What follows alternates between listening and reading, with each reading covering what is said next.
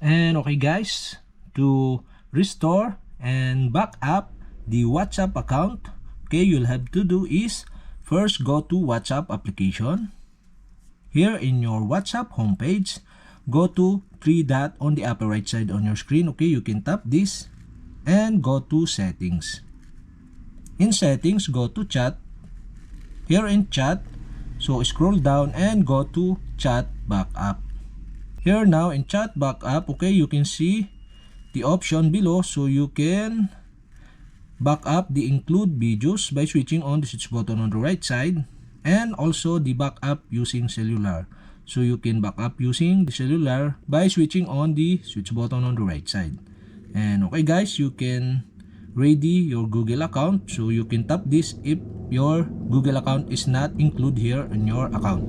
And you can set the backup to Google Drive, so my backup is set into monthly, so you can change it by tap this and select on this option. You can set into never, only when, tap backup, daily, weekly, or monthly. So I decide to set the backup to Google Drive into monthly. And after that, after you set the setting, so you can tap the backup button to back up the message of your WhatsApp. And now Google Drive, we're preparing Google Drive. So okay, uploading your files to Google Drive. And that's it, we have successfully back up the message or chat message on your WhatsApp account. And okay guys, we have successfully back up, and now we have to proceed to restore the WhatsApp. So for my example, I uninstall this WhatsApp app.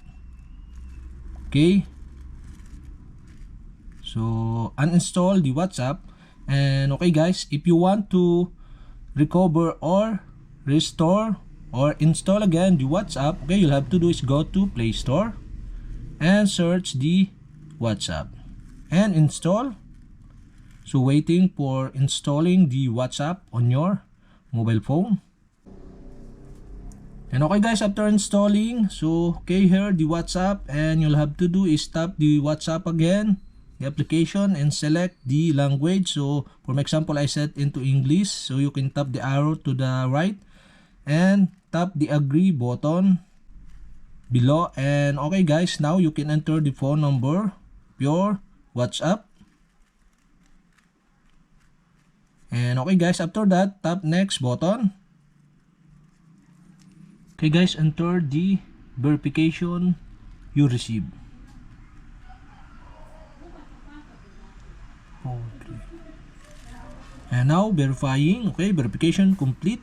And after that, okay, you can see here the pop-up. Okay, you'll have to do select or tap the continue button and allow WhatsApp to access your contact, tap allow, and allow WhatsApp access to photo and media on your device, tap allow.